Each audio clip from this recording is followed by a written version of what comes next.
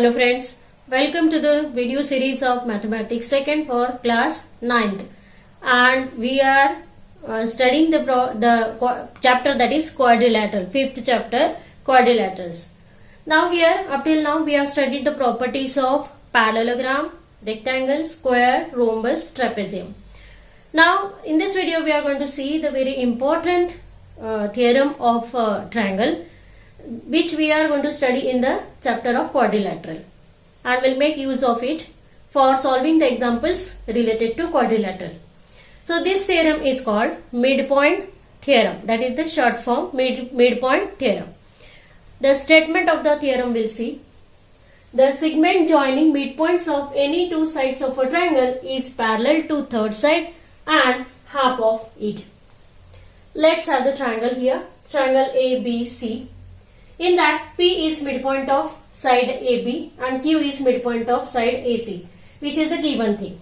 The line segment joining midpoints of any two sides of a triangle. So, any figure you can draw actually here, midpoint of any two sides you can take and draw the segment joining midpoints. So, what we have to prove here, that the segment joining the midpoint of these two sides is parallel to the third side of the triangle, that is BC. And PQ is parallel to BC, as well as PQ is half of BC. That we have to prove here. So, actually the figure can be of different way, like here. This A, B, C is there. Suppose you are taking midpoint of these two sides, the segment joining the midpoints of AC and BC is parallel to AB. So, if you give here name PQ, then PQ is parallel to AB and PQ is half of AB. Similar way, if you draw the another figure if you draw here, like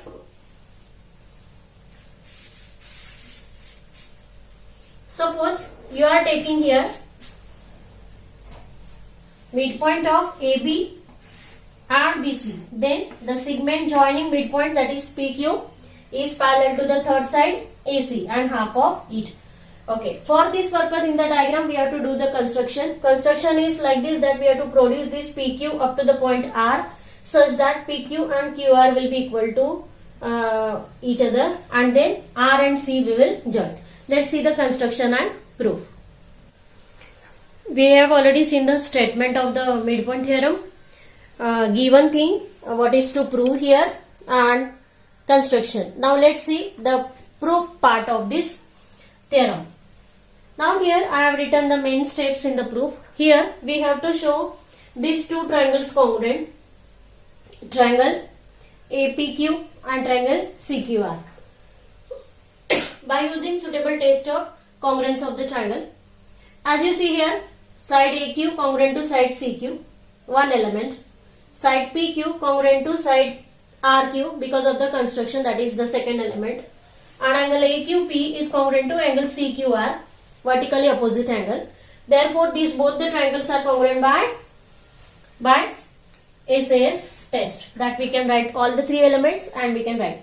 After that, we will show here by CACT angle PAQ and angle RCQ, they are congruent to each other. And therefore, we can say that this AP is parallel to RC. Similarly, we can show that AP and RC, they are congruent to each other by CSCT. And therefore, here in this triangle, we get two other remaining elements also congruent. Now, we will make use of them. These two angles are congruent. Therefore, we can say these two side AB and RC are parallel sides. AC is a transversal. And therefore, we can say that AB is parallel to RC, means PB and RC, they are parallel to each other. Similarly, AP is congruent to RC, AP is also congruent to PB. So, we can say that here PB and RC, they are congruent to each other. In this quadrilateral PBCR, opposite pair of side is parallel as well as congruent.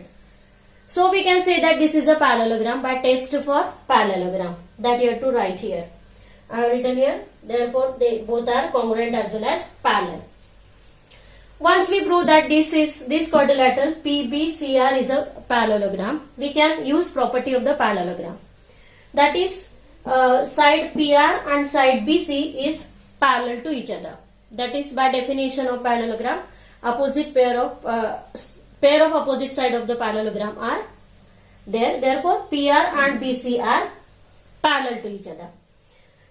So, PQ and BC, they are also parallel to each other because P dash Q dash are, they are the collinear points. So, this one we can prove here. The half of the statement, that is the line segment joining midpoints of two sides, any two sides is parallel to third side and is half of it. So, that we have to prove. Here, PR is congruent to BC. So, half of PR is equal to half of BC. We can write here half of PR is equal to half of BC. Now, half of PR means what? PQ. So, PQ is half of BC. Like that way, we can prove this midpoint theorem. The theorem is very important one. You have to learn the statement as well as you have to learn the how to prove this statement. Okay.